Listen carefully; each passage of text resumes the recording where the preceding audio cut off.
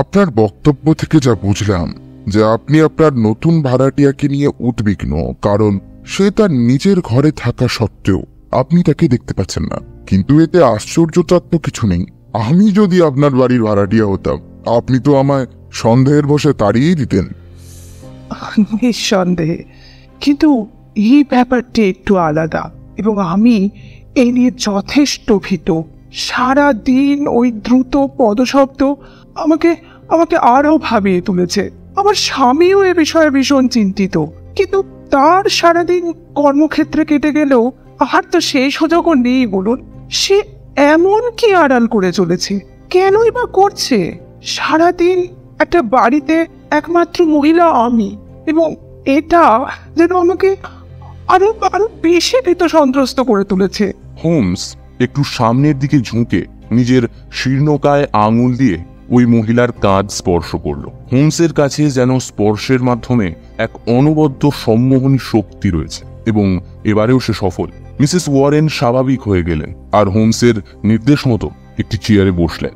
বেশ, যদি আমি এই কেসটা নিই তাহলে এইটার সম্বন্ধে আমাকে সবকিছু জানতে হবে। আপনি বললেন যে সেই লোকটা দিন 10 আগে এসেছিল এবং থাকার জন্য আপনাকে অগ্রিম 15 দিনের ভাড়া দিয়েছিল, তাই তো? সে আমার শর্ত জানতে চাইলে আমি বললাম একটি বসার ঘর, একটি থাকার ঘর আর একটি বাথরুম আছে, এর জন্য সপ্তাহে 50 শিলিং দিতে হবে। কিন্তু সে বলল যদি আমি তার শর্ত মেনে নিই তাহলে সে আমাকে সপ্তাহ প্রতি 5 পাউন্ড করে দেবে। আপনি বুঝতেই পারছেন মিস্টার হোমস, আমরা গরিব মানুষ, আমার স্বামীর সেরকম আয়ও নেই, তাই এটা আমাদের কাছে যেন একটা সুযোগ হয়ে এসেছিল। তো ওই ব্যক্তির শর্তগুলো কি ছিল? সে বাড়ির একটি চাবি নিজের কাছে রাখতে চেয়েছিল। তো সেটা খুব একটা বড় ব্যাপার নয়, অনেক ভাড়াটিয়াই চাবি নিজের কাছে রাখতে চায়। কিন্তু তার দ্বিতীয় শর্ত ছিল তাকে যেন কোনোভাবেই বিরক্ত না করে নির্জনে থাকতে দেওয়া হয়। এটাতে তো তেমন আশ্চর্যজনক কিছুই নেই। না, সেরকম ভাবে হয়তো কিছু নেই, কিন্তু গত 10 দিনে আমাদের পরিবারের কেউই তাকে দেখতে পায়নি। পাওয়া যায় শুধু তার দ্রুত পায়ের শব্দ।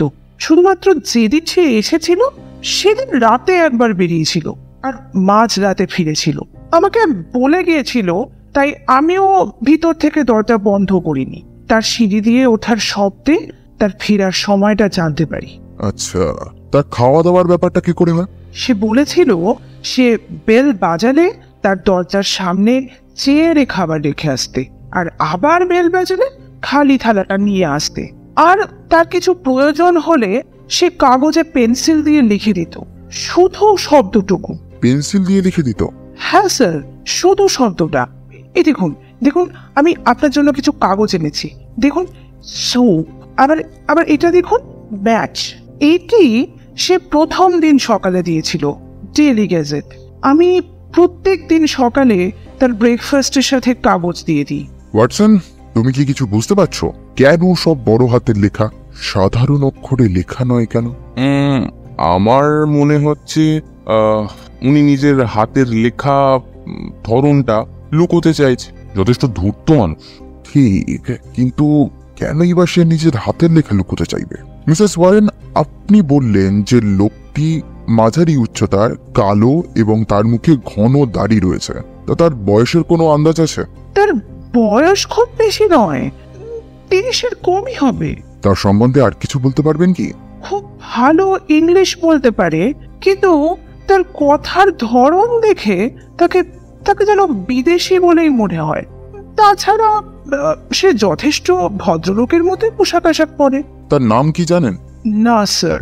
এই কদিনে তার জন্য কোনো চিঠি বা তার সাথে দেখা করার জন্য কেউই আসেনি? না, কেউই না। এতে তো কিছুই পাওয়া গেল না। আচ্ছা, আপনি কি তার ঘর থেকে কোনো জিনিস টিনিস পেয়েছেন, এমন কিছু যেটা কাজে লাগতে পারে? মিসেস ওয়ারেন তার ব্যাগ থেকে একটা আধপোড়া সিগারেট আর দেশলাই বার করলেন। এটাতে তো তেমন কিছুই নেই।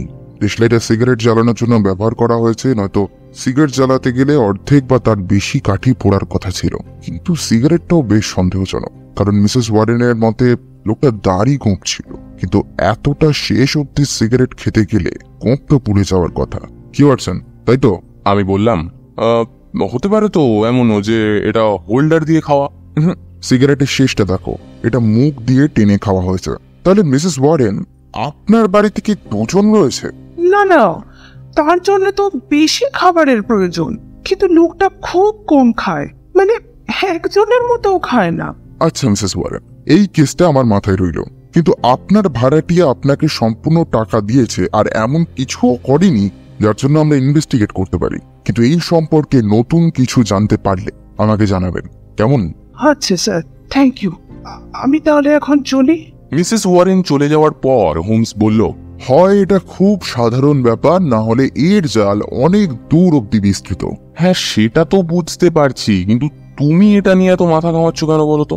কারণ মিসেস ওয়ারেন বললেন এই ব্যক্তি নাকি ভালো ইংলিশ জানেন, কিন্তু এই কাগজ আর লেখার ধরন দেখে আমার মনে হচ্ছে না যে ব্যক্তি ভালো ইংলিশ জানেন, কারণ সে লিখেছে MATCH, কিন্তু এটা হওয়ার কথা ছিল MATCHES।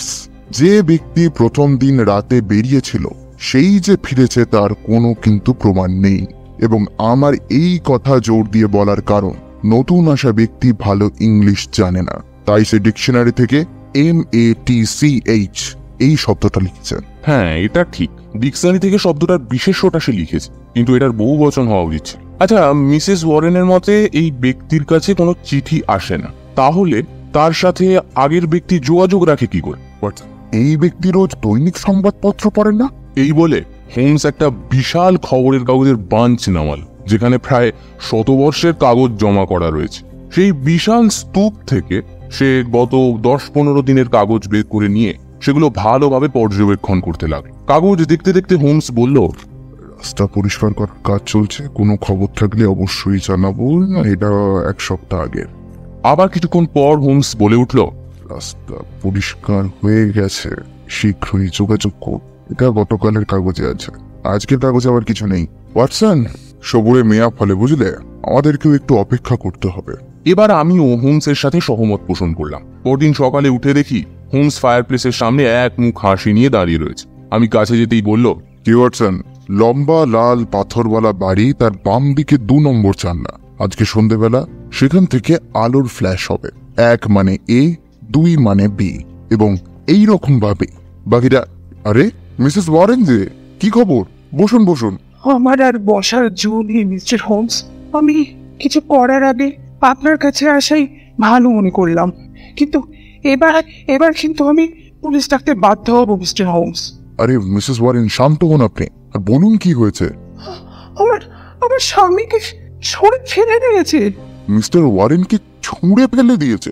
তা নয় তো কি, আমার স্বামী রোজ সকালের মতো আজকেও সকাল 7টায় বাড়ি থেকে কাজের জন্য বেরোন, কিন্তু বাড়ি থেকে কিছু দূর যেতেই আমার স্বামীকে পিছন দিক থেকে বস্তান চাপা দিয়ে তুলে নেওয়া হয়, আর প্রায় 10টা নাগাদ তাকে ফেলে দেওয়া হয়। ভয় কাঁপতে থাকেন তিনি। নিজেকে একটু সামলে নিয়ে তিনি শেষে নিজেকে হ্যামস্টেড হেতে খুঁজে পান। তিনি সেখান থেকে বাসে করে বাড়ি ফেরার পর থেকে আবার সোফাতে শুয়ে এখনো কাঁপছেন। আচ্ছা, উনি কি কারোর মুখ দেখেছেন বা গলার আওয়াজ কিছু শুনতে পেয়েছেন? না, সেরকম কিছুই পাননি। ওনার মনে হচ্ছে সেই টিম আন্ডাটা যেন ম্যাজিকের মতো কেটে গেছে। আপনি কি ভাবছেন এটা আপনার ওই ভাড়াটিয়ার জন্যই হয়েছে? অবশ্যই, তা না তো কি। মিসেস ওয়ারেন, এই হামলাটা আপনার স্বামীর উপর নয়, আপনার ভাড়াটিয়ার উপর হওয়ার কথা ছিল, কিন্তু ধোঁয়াশার কারণে ভুল করে আপনার স্বামীকে ওরা তুলে নিয়ে যায়। পরে ভুল বুঝতে পেরে ওনাকে ফেলে দেয় ওরা। এবার আপনিই বলুন মিস্টার হোমস, আমার কি করা উচিত? আপনি এখন শান্ত হন, একটু ধৈর্য ধরুন। আপনার এই ভাড়াটিয়ার মুখশ্রীটা খুব দেখতে ইচ্ছা করছে আমার। কোনো ব্যবস্থা করা যায় কি? কিন্তু তাহলে তো আপনাকে দরজাটা ভাঙতে হবে। আচ্ছা, উনি যখন খাবার নেন তখন দরজা খোলেন? হ্যাঁ তা ঠিক, কিন্তু আমি নিচে নেমে যাওয়ার পর তো দরজাটা খোলে। দেখুন না, যদি কিছু করা যায়। ওই লোকটার ঘরের উল্টো দিকেই আমার একটা ছোট ঘর আছে, সেখানে একটা আয়না লাগানোর আর আপনাদের লুকিয়ে থাকার ব্যবস্থা আমি করতে পারবো। খুব ভালো মিসেস ওয়ারেন। আচ্ছা, আপনার এই ভাড়াটিয়া কটা নাগাদ লাঞ্চ করে? ওই 1টা নাগাদ। আচ্ছা বেশ, আমি আর ওয়াটসন একদম সময় মতো পৌঁছে যাব। আমরা ঠিক 12:30টায় গ্রেট ওম স্ট্রিটে ব্রিটিশ মিউজিয়ামের উত্তরে মিসেস ওয়ারেনের বাড়ির কাছে পৌঁছলাম। সেখানে অনেক উঁচু উঁচু বিল্ডিং। হোমস আমাকে একটার দিকে আঙুল দেখিয়ে বলল, দেখো, উঁচু লাল বিল্ডিং যার সামনে পাথরের কাজ রয়েছে, দেখছো? আমি বুঝলাম এটাই সেই সকালের খবরের কাগজের বিল্ডিংটা। সেখানে একটা জানলায় ভাড়া দেওয়া হয় লেখা রয়েছে, তার মানে এখানে একটা ঘর খালি আছে। আমরা মিসেস ওয়ারেনের বাড়ি পৌঁছতেই উনি বললেন, সব রেডি করা রয়েছে মিস্টার হোমস, আপনারা আপনাদের জুতোগুলো নিচে খুলে আমার সাথে চলে আসুন। লুকোনোর জন্য এটা খুবই একটা ভালো জায়গা। এখানে মিসেস ওয়ারেন এমন ভাবে অন্ধকারে বসার ব্যবস্থা করে দিয়েছে যাতে আমরা সতর্কভাবে লুকিয়ে থাকি, তাহলে সহজে দেখা যাবে না। অন্যদিকে আমরা খুব সহজেই আয়নাটা দেখতে পাবো। আমাদের বসিয়ে দিয়ে মিসেস ওয়ারেন নিচে চলে গেল এবং আমরা আমাদের জায়গা মতো বসে রইলাম। কিছুক্ষণ পর মিসেস ওয়ারেন খাবার নিয়ে ওপরে এলেন আর খাবারটি দরজার সামনে রেখে চলে গেলেন। মিসেস ওয়ারেনের নিচে নামার শব্দ শেষ হলে দরজাটা খুলে গেল আর দুটো কালো শীর্ণকায় হাত এগিয়ে এসে খাবারের থালাটা তুলে নিল। তারপর দরজা খোলার শব্দ আর ক্ষণিকের জন্য আয়নায় ফুটে উঠল একটা মুখশ্রী, যা দেখে আন্দাজ মতো আমাদের মনে হলো তিনি একটা মহিলা। আমরা নিচে নেমে এলাম। মিস্টার হোমস, আপনি কি আপনার কাজের মতো কিছু দেখতে পেলেন? হ্যাঁ, আবার না। চাকে ওসব কথা ছাড়ুন, আমরা এখন চলি। বাকি কাজটা না হয় বাড়িতে গিয়েই করবো। কি বলো ওয়াটসন? আবার সন্ধ্যেবেলা আসবোক্ষণ। তাহলে এখন আসি। আমরা মিসেস ওয়ারেনের বাড়ি থেকে রওনা দিয়ে সোজা এসে পৌঁছলাম বেকার স্ট্রিটে। বাড়ি এসে হোমস নিজের ইজি চেয়ারে হেলান দিয়ে বলল, আমি ঠিকই ছিলাম ওয়াটসন। সেদিন রাতেই ভাড়াটিয়া বদল হয়ে গিয়েছিল এবং এই মহিলার মুখে দ্বিতীয়বার যেন একটা অদ্ভুত সতর্কতার চিহ্ন দেখতে পেলাম। তাহলে ও কি আমাদের দেখে ফেলেছে? সেটা সম্পর্কে আমি ঠিক শিওর নই, তবে সে এমন একটা কিছু দেখেছে যা তাকে আরো সতর্ক করে তুলেছে। আমার মন বলছে এরা লন্ডনে আসা কোনো একটা রিফিউজি দম্পতি। নিশ্চয়ই কোনো বিপদে পড়ে এখানে এসেছে, আর সেই লোকটা নিজের স্ত্রীকে সুরক্ষিতভাবে রাখার জন্যই এই কাজ করছে। তাদের উপর আসা বিপদ খুবই জটিল এবং সে এই বিপদের সমাধান করতেই ব্যস্ত, এবং তার স্ত্রীর যাতে কোনো রকম বিপদ না হয় তাই সে দেখা করতেও আসে না। তাদের কথা হয় শুধু সেই ব্যক্তির খবরের কাগজের মাধ্যমে পাঠানো খবরের মাধ্যমে। কিন্তু এই বিষয়ে এখনো তোমার মাথা ঘামানোর কারণটা তো আমি বুঝতে পারছি। ওয়াটসন, আমাকে একটা কথা বলো, ডাক্তারি পাশ করার পর তুমি কি শুধু পারিশ্রমিকের জন্যই কাজ করতে? না, আমার নিজের শেখার জন্যই বেশিরভাগ কাজ করতাম তো। একদমই তাই। শেখার কোনো শেষ নেই ওয়াটসন, তাই আমিও এই কেস থেকে শিখতে চাই। এতে শেখার মতো অনেক কিছু আছে। হোমসের কথা মতো আমি আর হোমস ঠিক গধূলি বেলায় মিসেস ওয়ারেনের বাড়ি পৌঁছলাম এবং নিচে অপেক্ষা করতে থাকলাম সেই মুহূর্তের জন্য। কিছুক্ষণ পরেই আমরা দেখলাম খবরের কাগজের নির্দেশ মতো আলো জ্বলে উঠল এবং একটি সুঠাম পুরুষের ছায়া দেখা গেল। জানলার সামনে এসে সেই লোকটি আলোর ফ্ল্যাশ মারতে শুরু করল। হোমস বলল, ওয়াটসন, তুমিও লেখো, আমার সাথে পরে মিলিয়ে দেখা যাবে। একবার ফ্ল্যাশ হলো মানে এ, কিছু থেমে অনেকবার ফ্ল্যাশ হলো। গুনলে ওয়াটসন কতবার হলো? 20 বার, তার মানে টি। আবার 20 বার, তার মানে টি।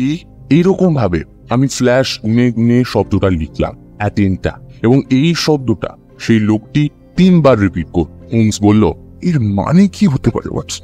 আমিও ভাবনায় পড়ে গেলাম। তখনই হোমস হঠাৎ মৃদু হেসে উঠে বলল, ও আচ্ছা, স্প্যানিশে কথা হচ্ছে। প্রথমে এ কারণ মহিলাকে বলা হচ্ছে, আর TTENTA কথার অর্থ হলো সাবধান। আবার আলো জ্বলে উঠল এবং আলোর ফ্ল্যাশ দেখে এবার যে শব্দটা উদ্ধার হলো সেটা হচ্ছে পেরিকোলো। এর অর্থ জানো ওয়াটসন? বিপদ। আমরা এই নিয়ে কথা বলছিলাম, তখনই আবার জ্বলে উঠল আলো, কিন্তু এবার শব্দ শেষ হওয়ার আগেই আলো বন্ধ হয়ে গেল। যেন হঠাৎ করে আমি উদ্বিগ্ন হয়ে উঠলাম। আমি কি পুলিশে ফোন করবো একবার? না না না ওয়াটসন, আমার মনে হয় আমাদের নিজেদেরকে একবার আগে গিয়ে দেখে আসা উচিত হবে। এই বলে হোমস বেরিয়ে গেল। আমি তার পিছু পিছু বেরোলাম। রাস্তায় বেরিয়ে হালকা ওপরে তাকাতেই দেখলাম একটি নারীর চিন্তিত মুখ সেই জানলায় যেন স্থির হয়ে রয়েছে। আমি আর হোমস হাউস স্ট্রিট ধরে এগোতে লাগলাম। হাউস স্ট্রিটের সেই লাল বিল্ডিং এর নিচে পৌঁছতেই দেখলাম বিল্ডিং এর নিচে রেলিং এ হেলান দিয়ে দাঁড়িয়ে এক পুরুষ। তার পরনে বাদামি জ্যাকেট এবং একটি মাফলার। সে বলে উঠল, আরে হোমস। তার সাথে করমর্দন করতে করতে হোমস বলল, তাহলে এখানে আপনার সঙ্গে আবার দেখা হলো। তো মিস্টার গ্রেগসন, এখানে আসার কারণ কি? আশা করি আমার আর আপনার এখানে আসার উদ্দেশ্য একই, কিন্তু আপনি এই কেসে কি করে জড়িয়ে পড়লেন? আসলে আমি ওই বাড়িটা থেকে একটা সিগন্যাল দেখেছিলাম। সিগন্যাল? কিসের সিগন্যাল? এই বিল্ডিং এর একটা জানলা থেকে কিছু সিগন্যাল পাঠানো হচ্ছিল। এক মিনিট হোমস, আমি হয়তো আপনার সাথে নিজেরও কিছুটা সাহায্য করতে পারি। এই বিল্ডিং এ বেরোনোর রাস্তা একটাই, এবার আমরা নিশ্চয়ই ওকে ধরতে পারবো। কে ওই লোকটা? ও এই ব্যাপার, তাহলে বলতে হবে আমরা এই বিষয়ে আপনার থেকে অনেকটা এগিয়ে আছি। আমরা? গ্রিকসন তার ধারালো ছুরি দিয়ে কয়েকবার পাথরে ঠুকে আওয়াজ করল এবং রাস্তার উপর একটা ঘোড়ার গাড়ি থেকে তার চালক একটি ছোট চাবুক নিয়ে গিয়ে এলো। আলাপ করিয়ে দিই, ইনি হলেন মিস্টার শার্লক হোমস এবং ইনি হলেন আমেরিকান অ্যাম্বাসির একজন গোয়েন্দা, মিস্টার লিভারটন। ও, সেই গভীর দ্বীপের গুহার রহস্যের hero. Nice to meet you. এসব এখন থাক, পরে হবে মিস্টার হোমস। আমার জীবনের এখন একটাই উদ্দেশ্য, যে কোনো ভাবেই ওই বদমাস গর্জিয়ানোকে আমাদের ধরতেই হবে। গর্জিয়ানো? সেই রেড সার্কেলের কুখ্যাত ব্যক্তি? ও, তাহলে আমেরিকার মতো ইউরোপেও জানোয়ারটার নাম বেশ ছড়িয়ে পড়েছে দেখছি। আমি ওকে ধরার জন্য ব্যাকুল, তাই তো এই বিল্ডিং এ বেরোনোর রাস্তা একটাই, আর ওই বিল্ডিং এ ঢোকার পর থেকেই আমি এখানে বসে আছি। তারপর থেকে 3 জন ব্যক্তি বাইরে বেরিয়েছিল, কিন্তু তাদের মধ্যে একজনও গর্জিয়ানো নয়। মিস্টার হোমস, আপনি কিছু একটা সিগন্যালের কথা বলছিলেন না? হোমস তাদেরকে সন্ধ্যের সেই সিগন্যালের কথা খুব কম সময়ের মধ্যেই বলে দিল। তাহলে গর্জিয়ানো তার দলের লোকদেরই খবর পাঠাচ্ছিল, কিন্তু কোনোভাবে সে আমাদেরকে নিচে দেখতে পায়। আপনি বললেন না কি বিপদের কথা, সেই কথা বলতে বলতেই আমাদের দেখে নেয় সে, তাই মাঝপথেই সে তার বার্তা থামিয়ে দেয়। তাহলে আমাদের এক্ষুনি একবার উপরে কি দেখতে হবে? না, আমাদের কাছে তাকে গ্রেপ্তার করার কোনো আদেশ নেই। কিন্তু এরকম একজন আসামির জন্য সবসময় গ্রেপ্তারের কাগজ লাগে না। আপনি চলুন আমার সাথে। এই গোয়েন্দার বুদ্ধি অত তুখুর না হলেও অদম্য মানসিক সাহস তার চিরকাল। এবারেও তার ব্যতিক্রম হলো না। সবার আগে সে চলল, তার পেছনে লিভারটন, আর পিছনে হোমস এবং সর্বশেষ আমি। দ্বিতীয় দলে পৌঁছে সেই ঘরের সামনে যেতেই দেখা গেল দরজাটা আর্ধেক ভেজাল। লিভারটন আগে যেতে চাইলেও গ্রিকসন তাকে বাধা দিই। বুঝলাম যে আমেরিকার লোক, ওখানেই কাজ করুক, লন্ডনে তার আগে লন্ডনবাসী থাকবে। গ্রিকসন হালকা ঠেলা মারতেই দরজাটা খুলে গেল। ভেতরে ঘুটঘুটে অন্ধকার। আমি দেশলাই জ্বালিয়ে গ্রিকসনের লণ্ঠনে আগুন জ্বালালাম। শিখা কয়েকবার দপ দপ করে উঠল। তারপরে আমরা যা দৃশ্য দেখলাম তাতে আমরা 3 জনের একেবারে হতবাক। কার্পেট ছাড়া খালি মেঝেতে অনেকটা টাটকা রক্ত পড়ে রয়েছে, আর সেই রক্তের ওপর দিয়ে পায়ের ছাপ আমাদের ভেতরের ঘরের দিকে নিয়ে গেল। গ্রিকসন দরজাটা খুলে ভেতরে ঢুকলো এবং তার পেছন পেছন আমরা সবাই। তার পেছন দিয়ে উঁকি দিয়ে যা দেখলাম তা বলা সম্ভব নয়। একটা বৃহদাকার ক্লিন শেভ ব্যক্তি পড়ে রয়েছে নিচে, তার মাথাকে ঘিরে টাটকা রক্তের বৃত্ত, তার মুখে অদ্ভুত এক ভয়ের চাহনি। গাঢ় বাদামি কোটের ওপরে গলার ভেতর ঢোকানো রয়েছে সাদা একটা ছুরি, যা রক্তস্রোতের জন্ম দিচ্ছে। তার ডান পাটি ভাঁজ করা এবং তার ডান হাত থেকে প্রায় 2 আঙুল দূরে পড়ে রয়েছে একটা বড় ধারালো ছুরি। আমরা আসার আগেই ওরা নিজেদের কাজ শেষ করে দিয়েছে। ও গড, গর্জিয়ানো আর নেই। জানোয়ারটা আবার হাতের বাইরে চলে গেল। এই দেখুন সেই মোমবাতিটা। হোমস জানলার কাছে গিয়ে সেই মোমবাতিটাকে নিয়ে কয়েকবার এদিক ওদিক করল, তারপর ভেতরে এসে মোমবাতিটা নিভিয়ে দিল। আমার মনে হয় এটা আপনাদের কিছুটা সাহায্য করবে। এই বলে হোমস অন্ধকারের মধ্যে দাঁড়িয়ে কি যেন ভাবতে লাগলো। ওই 2 পুলিশ নিজেদের কাজ করতে থাকলো। হঠাৎ হোমস বলল, 3 জন বেরিয়েছিল, তাদের কি আপনি ভালো করে লক্ষ্য করেছেন? হ্যাঁ, ভালোভাবেই লক্ষ্য করেছি। আচ্ছা, তাদের মধ্যে কি মাঝারি উচ্চতার কালো ঘন দাড়িওয়ালা কোনো ব্যক্তি ছিল? হ্যাঁ হ্যাঁ, আমার পাশ দিয়ে ওরকম একটা লোক গেছিল। তাহলে আর কি, ওই ব্যক্তি হলো আপনার অপরাধী। আমি ওর সম্পর্কে আপনাকে অনেক তথ্য দিতে পারবো, আগে ধরে ফেলুন তাকে। কিন্তু এই লন্ডন শহরে হাজারো লোকের ভিড়ের মাঝে কিভাবে খুঁজে পাবো তাকে, তার কোনো নাম বা নির্দিষ্ট আইডেন্টিটি প্রুফ ছাড়া? আমি এ ব্যাপারে এত কিছু না বলতে পারলেও এই মহিলা নিশ্চয়ই পারবে। আমরা হোমসের ইশারা মতো ঘরের দরজার দিকে তাকালাম। দেখলাম একজন সুন্দরী মহিলা আধো অন্ধকারে এক উজ্জ্বল হাসি নিয়ে দাঁড়িয়ে আছে। আপনারা নিশ্চয়ই পুলিশ? আপনারা গার্জিয়ানকে শেষ করে দিয়েছেন না? হ্যাঁ, আমরা পুলিশ। সেই মহিলা হঠাৎই এত আনন্দ পেল যে সারা ঘর জুড়ে রীতিমতো নৃত্য শুরু করে দিল। জোরে জোরে হাততালি দিয়ে সে রীতিমতো নাচতে লাগলো। এইরকম একটা ক্রাইম সিনে কোনোদিন কোনো ব্যক্তির এইরকম ব্যবহার আমি সত্যি বলছি দেখি।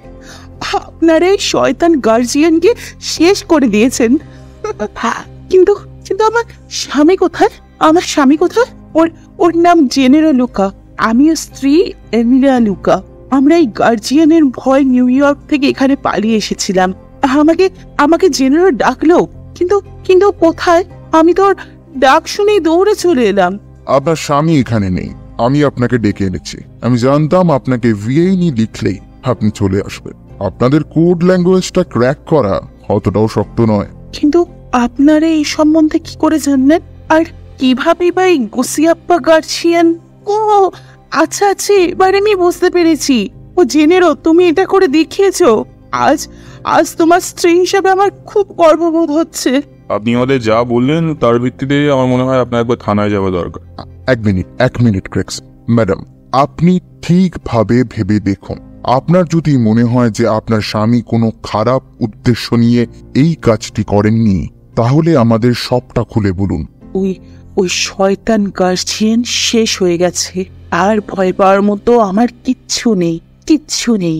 আর এই কাজের জন্য জেনারেলকে শাস্তি দেবে এমন কোনো আদালত এখনো তৈরি হয়নি।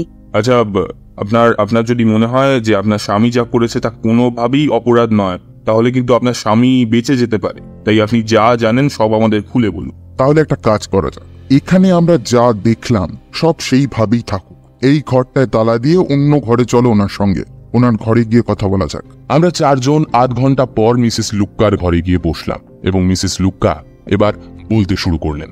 নেপলাসের কাছে পেসলিপোতে আমার জন্ম। আমার বাবা আগাস্থাস বেরিলি ওখানকার উকিল। জেনারো তারই চাকরি করত। ওর রূপ ছিল, প্রাণ শক্তি ছিল, কিন্তু টাকা ছিল না, সামাজিক প্রতিষ্ঠা ছিল না। আমি ওকে ভালোবেসে ফেললাম, কিন্তু বাবা বিয়েতে রাজি হলো না ওর আর্থিক দুর্দশা দেখে। তাই দুজনে পালিয়ে গেলাম। আমার যা গয়নাকাটি ছিল সব বেচে দিয়ে আমেরিকাতে গিয়ে সংসার পাতলাম। বিয়েটা প্যারিসেই সেরে নিয়েছিলাম। প্রথম থেকে ওর ভাগ্যর সাথে দিল। ক্যাস্টেলোট্টি ও জাম্পিয়া কোম্পানির একমাত্র মালিক কিটো ক্যাস্টেলোট্টিকে একবার কিছু গুন্ডার খপ্পর থেকে বাঁচায় জেনেরো। ক্যাস্টেলোট্টিও ইটালিয়ান ছিল, বিয়ে থাও পড়েননি। শরীর খুব অসুস্থ হওয়ায় বিছানা ছেড়ে নড়তেই পারতেন না। উপকার ভুলতে না পেরে আমার স্বামীকে এসে নিজের কোম্পানিতে বড় চাকরি দিলেন। ব্রুকলিনে নিজের বাড়িতে থাকতে দিলেন। নিজের ছেলের মতো করে দেখতে লাগলেন জেনেরোকে, এবং ভাবভঙ্গি দেখে বুঝলাম এরম ভাবে চললে ওর সব সম্পত্তিও আমরাই পাবো। এরপরে যা হওয়ার ছিল না তাই হলো। একদিন কাজ থেকে জেনেরো ফেরার সময় বাড়িতে সঙ্গে নিয়ে এলো বৃহদাকার এক ব্যক্তিকে। তার নাম গুসিয়াপ্পা গার্জিয়ান। সবকিছুই তার দানবিক। কথা বললে মনে হয় বাজ পড়ছে, হাত পা নাড়লে মনে হয় গদা চালাচ্ছে। এরকম মানুষ আমি আগে কখনো দেখিনি।